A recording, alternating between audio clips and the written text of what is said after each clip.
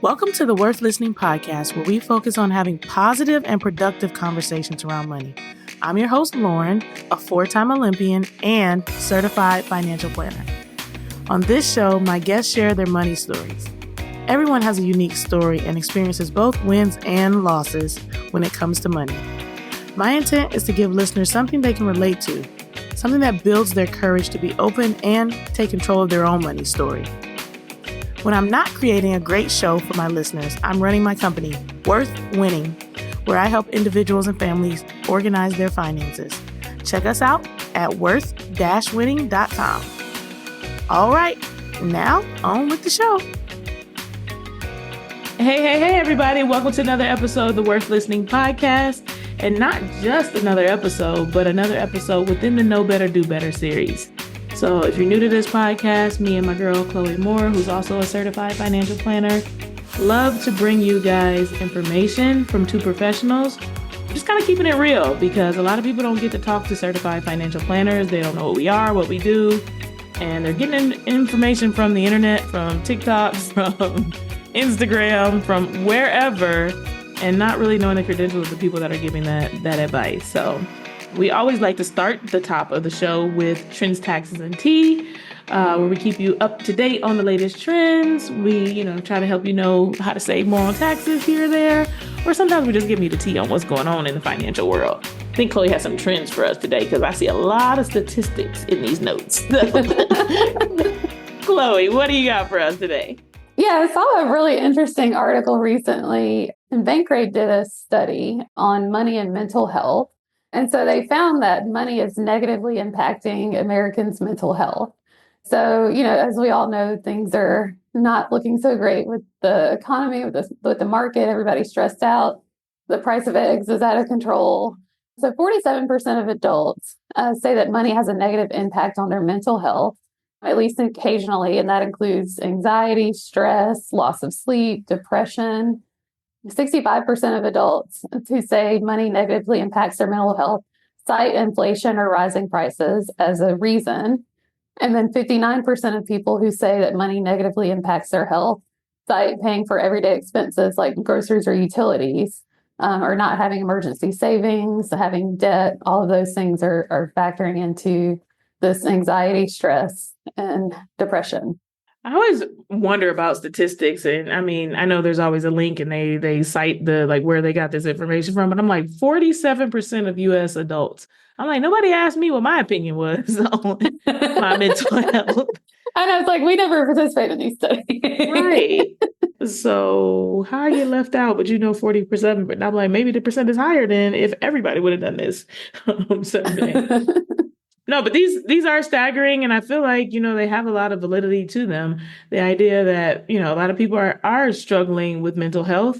Money is the main factor that is creating these mental health issues for a lot of people.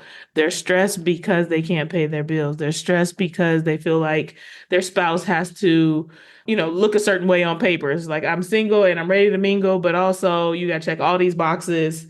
But it comes from the money piece of the puzzle, because it's like, I don't have my finances together, so I'm really looking for a helpmate, but I don't want to say it like that. Or people that are in relationships, I've heard stories where people are just like, I feel like I have to keep up with my spouse, or, they're struggling because they have some old school mindsets of the female shouldn't be the breadwinner, but the female is the breadwinner. And that's definitely becoming a lot more popular in this culture now. But there's always just this mental kind of thing that's weighing on you from a money standpoint. I would have thought the number was even higher of adults that say that money is having a negative impact on their mental health. Yeah. And it's definitely one of those things that can impact so many areas of your life. You mentioned relationships, personally, professionally. So that's one of the reasons why we want to talk today about some good financial habits, because, if you can do some of these things consistently, then hopefully, you can control what you can control, which is, your habits, your behaviors around money. And then that will get you in a position where maybe you're not as worried or anxious. Yeah. And I love one of the quotes that you shared with me recently, Chloe. It was like, motivation is what gets you started. The habit is what keeps you going. And I think that kind of prefaces the idea, when we say good financial habits, it's it should be a habit to brush your teeth, to make your bed in the morning, to put deodorant on before you leave the house, fill in the blank with what a habit is. But yeah, the motivation is one thing. It's like, okay, I want to be successful. I want to be financially free. I want to retire. I want to feel clear about my money. Like there's something that gets you going, but the habit is the thing that is going to be most important in order for you to actually get where you want to go. So let's get started with these financial habits. What's the first thing we need to be thinking about? Yeah. And so speaking of motivation, I always tell people to start with your why and understand your goals. So that gives you some kind of context and, gives you that motivation to succeed. So, when you think about everybody wants to, have more money or build generational wealth, all these buzzwords, why are you doing these things? Like, why is this important to you? And I have clients that come to me and say, I want to have this amount of money saved in my savings account or this amount of money invested. And it's like, why that number? Like, what is important about that number for you? So, really, just understanding the why, not just doing it just because you think this is something you need to do, and making sure you set goals that fit into your lifestyle and like how you want to live your life and what's important to you. So, that's a good place to start. Yeah, and this is the place that nobody wants to start. I will tell you. So I teach a 12-part course. It's 6 weeks online. You go twice a week for an hour and a half.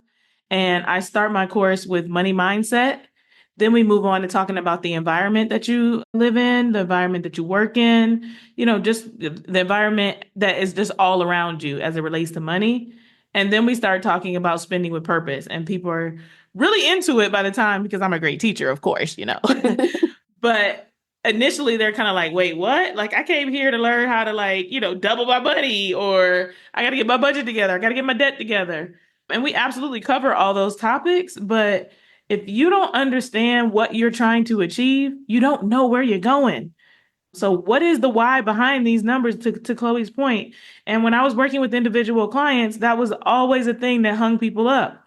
They'd come, they'd be making a good living. They're like, I want to be financially healthy. I don't want to do it like my parents did it, but what do you want to do is a key piece of when do you want to retire? Why do you want to retire by that date? What does it mean to travel? Why is that important to you versus the way that your friends are doing it? Home ownership. I definitely spend like an hour talking to every client about why. Why do you want to be a homeowner now? Why do you want to be a homeowner in this particular place? What are you going to give up in the process of being able to do that? And for some people, it is absolutely the right thing to do. But for a lot of people, they're just like, oh, it's the next grown up step. And that's not the reason to do the thing. So understanding your why is incredibly important as you set goals to get on the right track. Yeah, and I'm reading a book right now by a colleague that's really good. It's called let me pull it up just to make sure I have the right name. It's The Child-Free Guide to Life and Money by Jay Zigmont. And so he works with a child-free couple. So it's couples that have chosen not to have children or can't have children. And so one of the things that he talks about at the very beginning of the book is just the standard life script that we in the US subscribe to. It's like you go to school, you get good grades, you go to college, you graduate from college, you get married, you buy a house, it's like you do all these things. And if you don't want to follow the standard life script, then it's like there's something wrong with you. Yeah, I think we're just kind of ingrained into doing so many things in social media and just all of these influences from family and friends tell us that we have to live our life a certain way. But you really need to think about what you want to do and what's important to you. And then we can set goals around that. 100%. And one thing I am grateful for, I feel like it happened during COVID. Everybody got locked in the house and they started to really reflect on what's important to me. If these are my last days, if they could just fire me at the drop of a dime. And people are living more for themselves and their actual goals and their vision and their values. But a lot of us, like you said, still feel the pressure of like our upbringing, what our family told us we needed to do. There's the stress of it all of this is the good American life, when it's like whatever life you want to live is a good life. If you're not harming others along the way, then have at it. Build the life that you want. Yeah. So some of the metrics that we like to track annually and that we think everyone should, the first one is net worth. And so your net worth is basically what you own minus what you owe. So in other words, like what are your assets minus your liabilities? So assets can include anything like cash, investments, real estate, personal property like your car, your household furnishings, things like that. And then your debt includes anything that you owe, like a mortgage, student loans, car loans, credit cards, personal loans, any of that kind of stuff that you owe. And so once you can get those numbers together and then you subtract your liabilities from your assets, then that's how you know what your net worth is. And this is a great number to track at least annually to understand like what's your financial health. Are you growing your net worth over time? Yeah, this is a huge deal. And so many people don't do this. They don't look at it. They don't think it's important.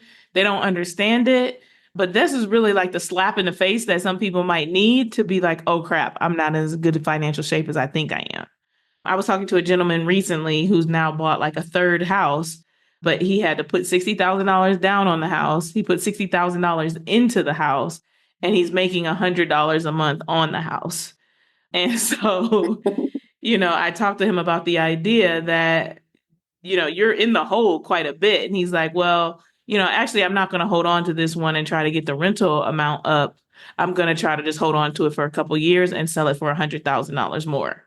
And he was like, after a couple years, it'll definitely be worth $100,000 more. One, we don't know that. We don't know what the market's going to do. But even I just pulled his $100,000 and started to do the math. Like you're already in 120. You put 60,000 in to get the house, so you're just gonna be getting that 60 grand back, and then you spent 60 grand to fix it up. So you're in the hole. Like if you make $100,000 on the house, you're still $20,000 out of your pocket. And the gentleman had credit card debt related to these investments that he had made.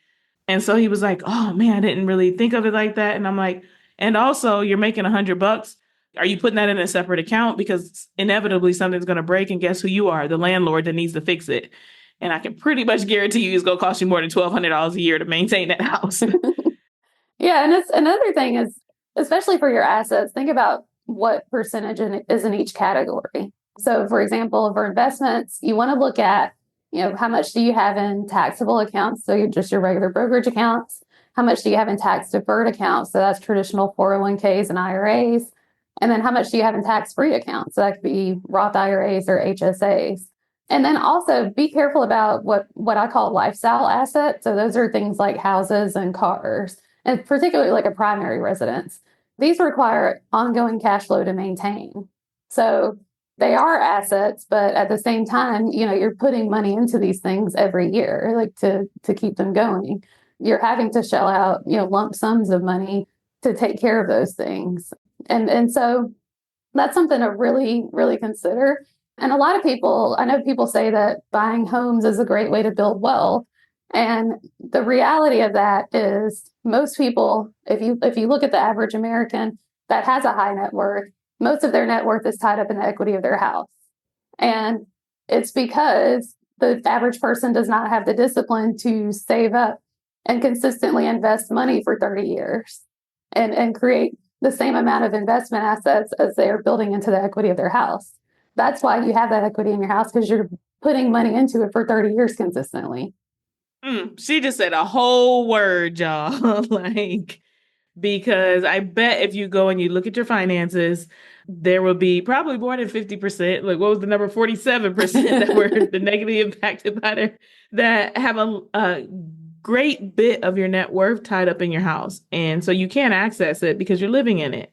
And so now you got to decide when you get older, oh, maybe we're going to downsize. But, 20 years down the road, inflation has happened.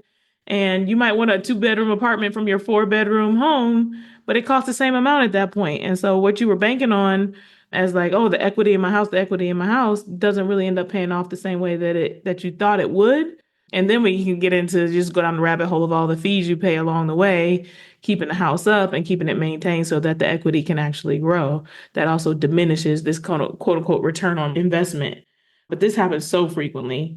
The other thing too is like you were talking about debt. So we talked about all these different assets, but the mortgage has to get paid. You might have PMI for a bit. Student loans, you guys know that's my bag. I'm always following what's happening in student loan world. It's crazy right now. But we might be seeing in the current climate, more people having to pay back their loans whose previous plan was to go for some sort of forgiveness. So whether that's public service loan forgiveness or this long-term kind of 20 or 25-year forgiveness that nobody really ever understood, they finally put up a payment tracker and said, hey, this is where you are in relationship to it. But it's all kind of tumbling down at this point. And so if we got to pay all that debt back, that's a big six-figure number for a lot of people.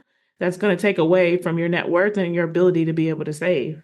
Car loans, credit cards, which is constantly plaguing people. We get caught up in the mindset of, I got to have good credit, so I got to have some money on my credit card. And then you don't have good credit card habits, and you actually end up damaging your overall financial health trying to get good credit, which credit is only a means to take on debt. Yeah. Yeah, there's just so many distractions in the world. I think doing this exercise for the net worth would be super helpful for a lot of people. Yeah. And then another metric that you definitely want to track is your savings rate. This is something I do with clients on a consistent basis. So what percentage of your gross income are you saving annually? So you want to aim for a minimum of 15 to 20%. And the longer that you wait to start saving, the more you'll need to increase that percentage. And then this can also include debt payments, like outside of your mortgage. But if you're able to save, 10%, for example, and maybe 5% is going towards paying off credit cards or paying off some of this other debt. And then once you pay it off, you can redirect that towards savings and get your savings rate up to where it needs to be. So that's something that you definitely want to track consistently, because a lot of high income earners, they think, oh, I'm maxing out my 401k, I'm good. But if you're making $400,000 a year, you're saving, less than 10% of your income. 100%. And I see this all the time. Like you said, high income earners are just like, well, I'm saving more than my friends. I'm saving, it feels like a lot of money, but it's like, this is like 10%. Like you can't live off of this. Like you're asking a lot of this, a little bit of money that you're putting aside to grow, to be able to support the lifestyle that you're living on your $400,000 income. And on the flip side of that, people that don't earn $400,000, like maybe you're at $80,000 or $100,000 a year. It's a tall ask to be like, when I tell people, I'm like, oh, you're supposed to be saving 20%. They're like, wait, what? So from 100,000, you want me to put $20,000 away? And I'm like, yeah, that's a great idea. It's like almost the max for retirement. You should be able to get there. And we know it's a lot easier said than done, especially in the current climate with inflation. And like you said, Chloe said, these expensive eggs that people got to buy. But it is where you should be shooting. It's the goal. If you make 100K right now, are you saving 20K? It's an easy yes or no answer. Or 20% of whatever. That math is easy to do. Thinking about how you can get the number up as much as possible. But 4 or 5%, the employer match is usually 3%. Like you're putting 3%, the employer's putting 3%. We're not putting ourselves in a good situation to be able to be ready for retirement. Yeah, definitely. And one thing too is just the sooner you start it, the easier it is. I mean, I was early in my career making less than $100,000 and I was saving 15%. So yes, it's something that's possible to do, but you have to get in the habit of doing it before you start seeing the money and spending it. So if you start to do it early on and just slowly increase it as you get raises, you can easily get up to that 20% or more over time.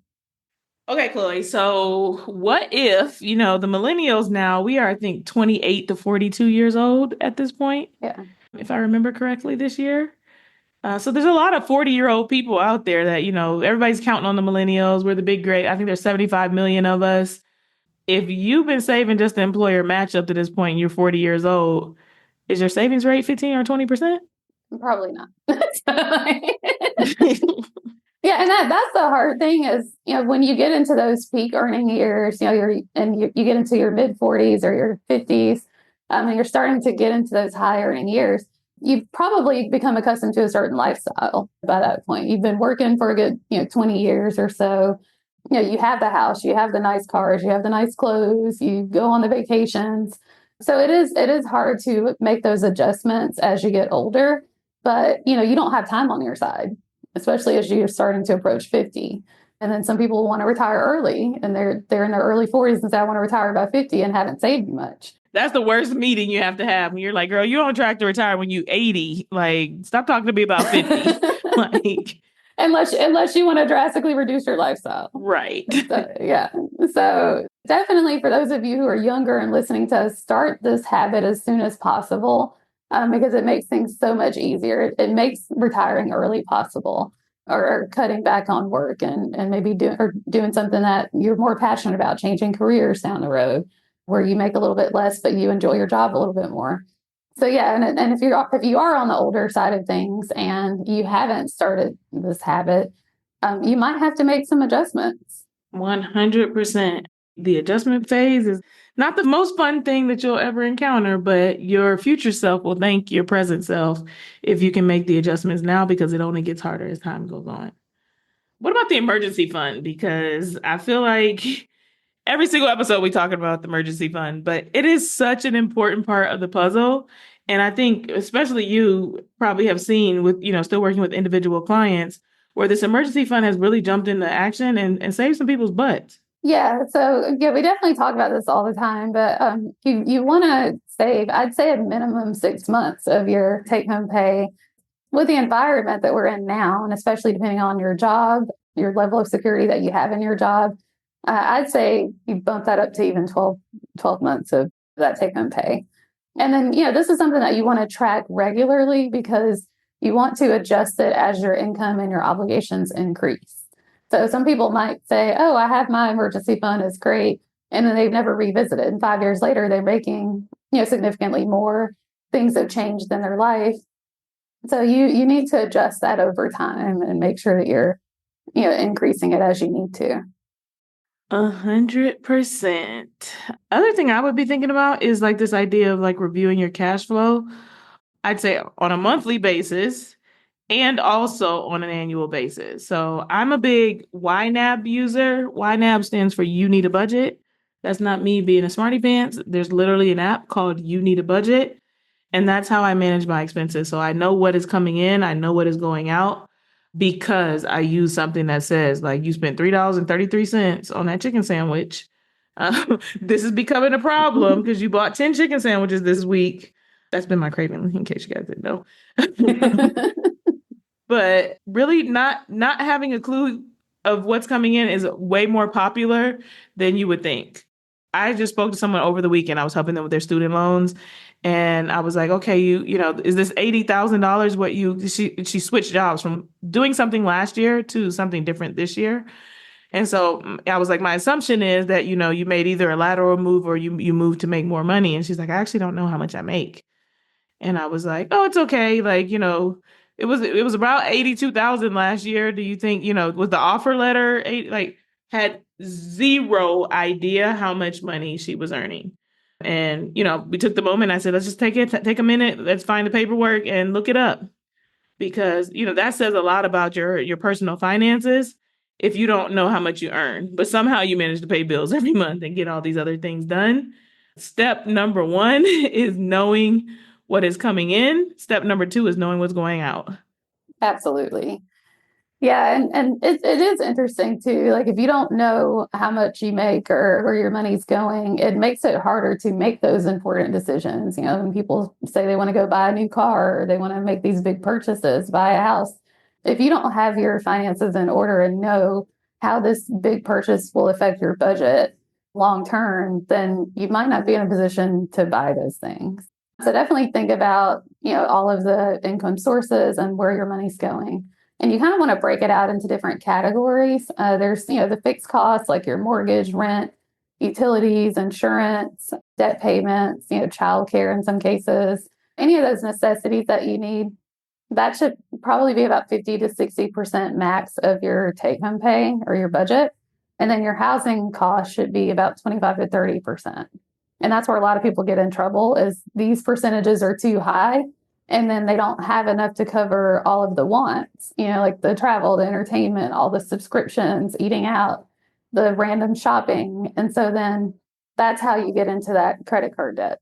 100%. And when you say 50 to 60% max or 25 to 35% max, of what number are you referring to? Yeah, and that's of your take home pay. Gotcha. Of your take home pay. That is not your gross salary. Your gross salary is the number that they offered you when you went to work at the place. And then you felt like you got tricked when you got your first paycheck because they took all this other stuff out. All that other stuff had to come out. But what are you bringing home? That's the important piece of the puzzle because that's actually what you have to work with. Yeah. And then another thing is the reason why we say you want to look at this monthly and annually is because you want to plan ahead. There are some irregular expenses that are not monthly necessarily. That could be, holiday gifts or travel. There's, home repairs and maintenance, things like that that come up. Some people pay their insurance twice a year, once a year, property taxes, things like that. So you want to plan ahead for those things and make sure that's incorporated into your budget. Because if you have a good month to month flow and then you have these big expenses, that could mess up your whole budget for that month if you're not planning ahead. 100%. Yeah, you got to be thinking about things. So many people are like, YOLO, let's live in the moment. But then that refrigerator is broke and it's $1,200 and you don't know where you're going to find the money. We've got to think as much as possible for like what could be coming our way so that we don't get caught off guard by, things like a refrigerator that at some point is going to have to break because a refrigerator can't live forever. Yeah. And then another thing is, you also want to plan ahead for the income side of things. So if you get raises or bonuses, or even things like, tax refunds, gifts, you want to know how will you treat that money before you receive it. Some people just treat it like, oh, it's just like free for all. I can just spend this money, and they treat it different from the rest of their budget. But think ahead and set a percentage that you will save, a percent that will go to investments, and then a certain percentage that maybe you can splurge with. So you don't just blow those opportunities when you're getting, 5 or 6 figures in that money that comes in. 100%. The other thing I would think about is this idea of like, I keep bringing the relationships up, but if you're married, you need to be talking to your partner about what's going on in the finances. So many people have suffered all kinds of different money trauma and do not want to marry their finances. It's like you come up with your half, I'll come up with my half, or some people do a percentage. But I cannot stress enough the idea that like when you're in a household, those expenses are going to mesh, they're going to merge, and the responsibility of the various financial things coming up is going to fall on both of you, even if you're trying to keep things separate. There's going to be a time where there's going to be a mess. What's the word? A mesh or a mix of something. And the thing that comes to mind easily for me is always taxes. So you can have your 2 separate bank accounts, do all your bills different, and then it comes down to tax time. And then you got to decide, do I want to do married filing jointly or married filing separately? And in a lot of states, married filing separately is incredibly penalizing, and it can cost you a lot of extra money versus doing married filing jointly. But if you're afraid to file jointly with your spouse because of the way they're handling their finances, then you absolutely want to get on the same page. Part of the fun of being together is like working together as a team.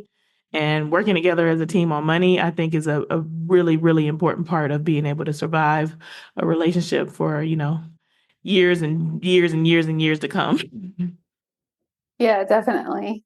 And we do have a couple of episodes that we talked about some of these things before. One is just planning for a windfall. So that's episode 107. We do have a relationship one. I can't remember the episode number, but we can put that in the show notes. But we did have an episode about relationships and money and how that's important to make sure that you're on the same page. Yeah. So another thing to think about is your career and your income. So this is something that you want to take a look at every year as well. So to a certain extent, you have some control over the progress that you make in your career. So, are you on track to progress in your career, to get that next promotion? Is your salary competitive for the job that you're doing right now and the experience that you have? Are there other opportunities to earn more income, whether it's side hustles or consulting? Or do you need to, look for a better opportunity? So these are things that, you need to make sure that you're paying attention to annually so you can control the income side of things as well. That's an important piece of the puzzle as well. Don't be afraid to get the side hustle, but also you can't just let that money kind of come in willy-nilly as if it's extra. You need to do the income review and say like, okay, I made this much from my side hustle. I made this much from my real job. And how am I going to govern the dollars that are coming in accordingly? I feel like sometimes people put the side hustle off to the side, or they just like said, this is my YOLO money. I'm going to live off of my income and it doesn't matter what happens with the side hustle. You can do that even in an organized way. So it's not necessarily that's a bad thing that your side hustle, maybe funds your discretionary spending, but you still need to have a handle on like what that side hustle is bringing in and then what's going out. Yeah, and some people get tripped up too.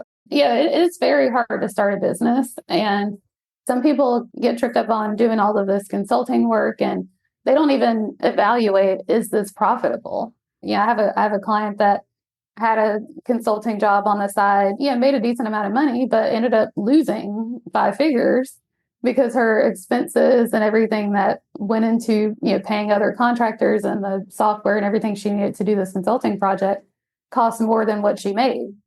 And so you could easily get into a situation where you're losing money thinking that you're helping yourself or getting ahead. Yeah, 100%. The other thing that comes to mind for me, like as we're thinking about, like you said, like side hustles and things like that, is like not everybody has a side hustle. Most people have a regular job, W-2 income, and they got to think about their employee benefits. So when we think about good financial habits, understanding whether or not you are maximizing the opportunities that exist within your employee benefits is incredibly important. And I actually, because I'm a fan of my friend, was on her website and noticed that she has a two-part blog. So Chloe's website is financialstaples.com. And of course, we'll put this in the notes, but she talks about open enrollment. So there's a part one where we go through some things. Maybe Chloe, you would talk a little bit about what's in the blog, and then part two as well, but a full breakdown of what you need to be thinking about because it's not just something, oh, it comes around, I got to change it. Oh, I'm going to just leave everything the same. You could be leaving a lot of money on the table or costing yourself a lot of money by not understanding what employee benefits you have available to you. Yeah, and this is something that most people just think, oh, employee benefits or open enrollment is all about health insurance. But that's a good time to review what percentage are you putting in your 401k. Do you need to adjust that? Even though you can adjust it all throughout the year, that's a good time to just do it all at one time and look at it and see how much you're putting in. And then also there's health savings accounts, there's flexible spending accounts, there's dependent care savings accounts. There's so many other opportunities. Some people get reimbursements for certain expenses from their job or certain benefits that maybe they're not taking advantage of. So the blog series that I have, it goes through all of those, kind of common things that you look for at open enrollment, and then maybe some of the other things that could save you a lot of money. Yeah, and as I'm thinking about this too, I'm thinking about like there's a human inside of me right now. Open enrollment, one thing I might be wanting to do is switch from maybe high deductible health insurance to the premium platinum plan for the rest of the year because you realize that there's going to be a lot of expenses to having related to having a baby. It just depends on what your particular situation is, but those are the kind of things that you want to be looking at. Like, how has my life changed, and therefore, how have my needs changed related to open enrollment? Yeah. And then some of these other things that we recommend taking a look at every year, we're going to go through pretty quickly. And we do have some episodes that we'll reference around it. But another thing you want to do is review your investments each year. So, just making sure like is all your cash in your accounts invested. Maybe you had some dividends or things that paid out and money that kind of got or cash that accumulated that you need to invest. In some cases, maybe you rolled over a 401k and you didn't invest the cash. I had a client that realized that they did this and the money sat in cash for over a year. And so I kept reminding them to invest it. They never did it. So yeah, just think about those things. And like if you're managing your own investments, do you need to rebalance or adjust your investments based on your situation or your goals? This is something else that you have to pay attention to when you're investing. If you're not putting it into one of those, target date funds or a fund that automatically rebalances on its own, you need to look at it at least once a year and rebalance. Yeah, and I think this is a good time to say that everything we're talking about is the stuff that a financial planner helps you with. This is not a plug for either of our services. It's like so many people don't understand, what does a CFP do? What does a financial professional who is really focused on comprehensive planning do? All of the topics that we went through, you can be a DIYer. Like, we're sharing this information with you to help you better DIY it. But if you're getting overwhelmed while you're listening to us, this is actually what the financial professional in your life should be going through with you. And so you're like, oh my God, I didn't even know that you needed to reinvest, part of your cash in your investment accounts or the dividends or you name it. That's actually the work that the financial planner is doing, and that's why they're charging a fee, is so that you don't have to worry about that. So sometimes people don't understand, like, what's the value? I can do it myself. And it's like, you can get yourself started, but can you keep yourself going? And are you doing the thing that's most optimal? The answer can absolutely be yes if you educate yourself, but sometimes it's better to pay somebody to make sure it's getting done right so that you're not losing out, like you said, on the returns. I've had tons of people, to Chloe's point, that come and they have, they got money in the investment account, but the investment account is sitting in cash. So it's not even earning like a savings account, you know? It is just sitting there doing nothing, and not even keeping up with inflation. And they're like, well, I thought I did it right. And you want to make sure that you have the right people on your team, or that you engage somebody, even if it's just for a short period of time, to make sure you're on the right track, even if you're a DIYer. Yeah. And we do have an investment series. It's episodes 113, 114, and 115. If you want to go back and listen to those, we talk a lot about investing from start to finish. Another thing that you want to do is review your insurance annually. So think about, how much insurance do you have, and do you need to make adjustments to that? So that could include life insurance, disability insurance, whether it's through work or an individual policy, your property and casualty, which could be homeowners or renters insurance, your auto insurance, umbrella liability, personal articles. I work with clients that have very expensive clothes and jewelry and all these nice things, and they have no insurance for those things. So making sure that, as you purchase things, as things change, people renovate their house and don't update their homeowner's insurance. So, just making sure that you're looking at all these things to understand, what do you have right now, and does this need to be changed based on your situation? Yes, I love the one that you just said, the last one about like the renovations and the updates to homeowners insurance. The other thing was, like I said, during COVID, cost of rebuilding the home went up. And so some people didn't have the right type of insurance where it was going to, replace your house no matter what it costs. Little things like that, like doing the renovations, and now you got a new swanky kitchen, a really nice bathroom. You need to check in and make sure that everything is properly covered. And to this point, I always got to stop on the insurance piece of the puzzle, because I feel like the area that people always get taken advantage of here is on the whole universal variable life situation. And so, as Chloe said, there's a whole episode where we talk about life insurance. But I was just at something recently with a bunch of young ladies hanging out, having a good time. And they were just chitting and chatting about how they found this life insurance and it's so great and you should get it too. And they were talking about a whole life policy. And these were very educated women that, are earning well, and didn't realize that, yeah, they were getting got by a whole life person.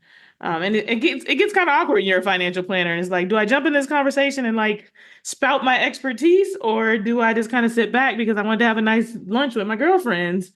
But it's really hard to listen to people think that they're doing something that is good for themselves and share that information with someone else, but they're not actually sharing anything educational. They're not showing that they understand how it works or why it's good. It's just like someone told them and they're like, girl, you need to do it too. And they're like, oh my God, I didn't even know about this. Like, give me the number of your person so I can do it. And you're like, no, no, no, nobody call this person. This whole life insurance policy is crap. And you need to be investing this money instead. And also they're earning like the first 18 months of your premiums. Okay, I'm not going to get on the whole life insurance soapbox, but know and understand the various types of life insurance and what's relevant based on your life, and know that whole universal and variable probably ain't it. Yeah, and I would say, just a blanket statement. I think people think for some reason that, insurance is good if it pays for everything, or does all these great things or fancy things, and insurance is bad if it doesn't cover anything. But I would reframe your thought process around that and think of insurance as something to help you in the event of something catastrophic happening.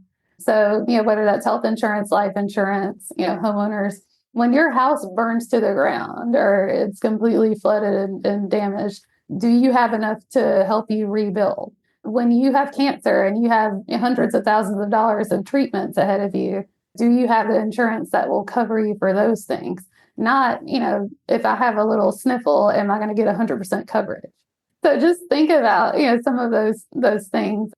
And insurance is not there to cover every single little thing, but it's there to help you when those really, really bad things happen. Yes, yes, and yes.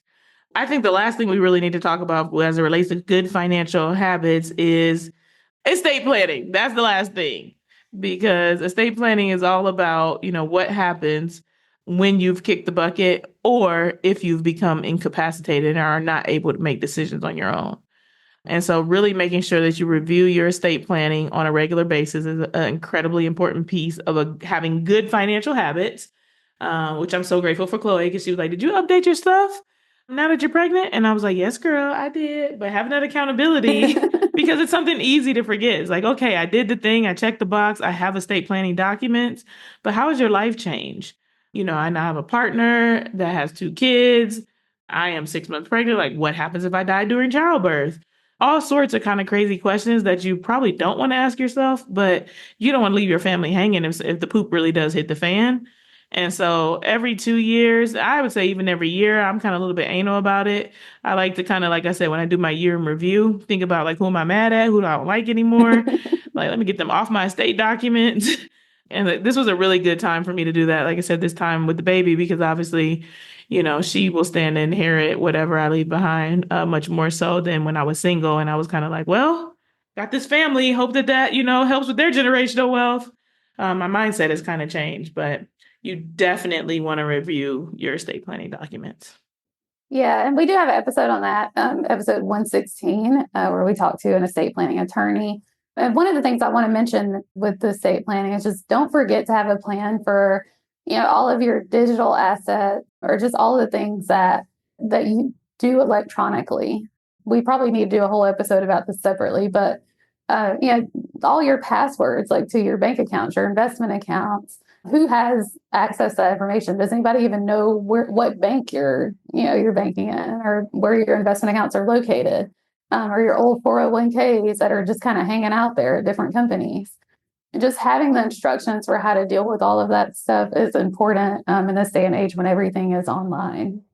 100%. And this is where, like you said, having a friend like Chloe was helpful because it's like, yeah, I did my documents, but then we started chit chatting about like the digital assets. And I do have a plan, but it ain't as good as Chloe's plan. So I'm gonna get myself together though, but making sure that you have it together because, like you said, if you don't want these loose ends, they'll get tied up some way, somehow, or they might not get tied up at all. It's better when you are in your right mind and everything is fine to have a plan for it so that other people don't have to worry about it when they're in the midst of grieving. And like I said, even if you're just like incapacitated for a short period of time and need somebody to step in, where, when, and why, how do they do that? The easier you make it for them, the better off it will be for you and them when you return back to your normal self. Yeah. And then the last thing is your tax returns. Yeah, you definitely want to review those annually, make sure everything was reported correctly. If you received a big refund, do you want to adjust your withholdings to get that money throughout the year? If you owed a lot, do you need to maybe increase your withholdings or make estimated tax payments? Are there any significant changes that will affect your taxes from year to year, whether it's marriage, divorce, children, a new job? Did you open up new investment accounts? Did you buy or sell a home? All those things affect your taxes. So the more you can think about those things ahead of time, plan ahead, you won't have a lot of surprises from year to year. And everybody is always trying to figure out how not to pay the man. And I don't think it's about how not to pay Uncle Sam. I think it's how to pay as efficiently as possible because I want to make enough money that the man wants some of my money. If I make it so little that he's just like, girl, get out of here. I don't even want your money. Go away. I'm not probably earning within the goals or even my potential at this point. I think there's value for the expertise and the various different skill sets that I have. So I need the man to ask for a little bit of my money, but I don't want to give him a penny more than I have to. Yeah. So just some final thoughts to wrap up here. Like we said, this is extremely overwhelming sometimes to think about looking at all of these things, but you really should look at all these different topics on an annual basis, just to make sure that you are in good financial health. And if you need some assistance with that, a good financial planner is going to help you track all of these things consistently every year and make sure that you're making progress towards your goals and that, there's no cracks or loose ends that you need to tie up. Yeah, and I would say the one thing to think about is like not how much a financial planner costs. I mean, of course, you want to be doing something that's within your budget as you prepare to think about working with a financial planner, but think about how much you're losing by the gaps you might have in the various things we talked about. If we've gone through 6 or 7 different things today, and 4 of them you don't have together, it could be $7,000-8,000 that you are just missing out on by just living your life without having a plan in place for those particular parts. And maybe the financial planner is like 3 or 4,000. So you're $4,000 in the green by working with this person who points all these things out to you and make sure you get it together. I'd really challenge you to be thinking about the idea that a financial professional is an investment in yourself and your financial future versus like, ooh, this is an expense. I don't know about this. When we know better, we can do better. So, Chloe, what's the money quote for today to wrap us up? Yeah, so the money quote today is from Benjamin Franklin. And he says that your net worth to the world is usually determined by what remains after your bad habits are subtracted from your good ones. Yeah, I love this quote because I think what we fail to focus on is that we need to create good financial habits. And sometimes just simply having those good financial habits will be enough to outweigh some of the things that we don't have in place. So while I've hounded you, all through the episode and in general, we talked to you about the things you need to be doing, and you might not be doing everything.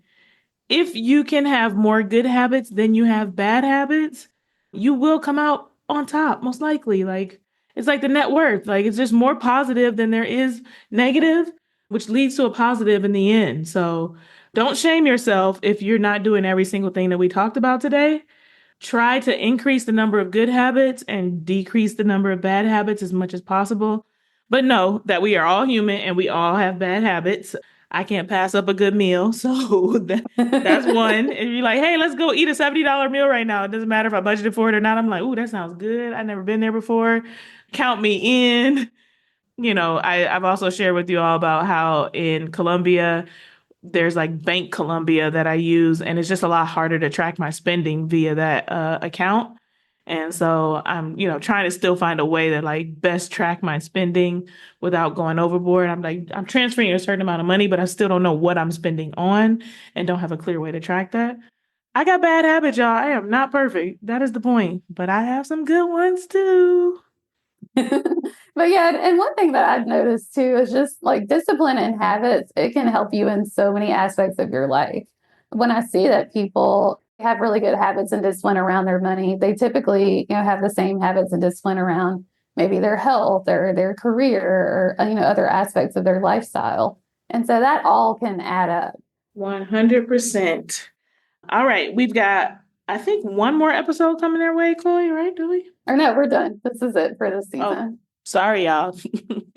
I tried to hype you up, but nope. You got to wait until we return.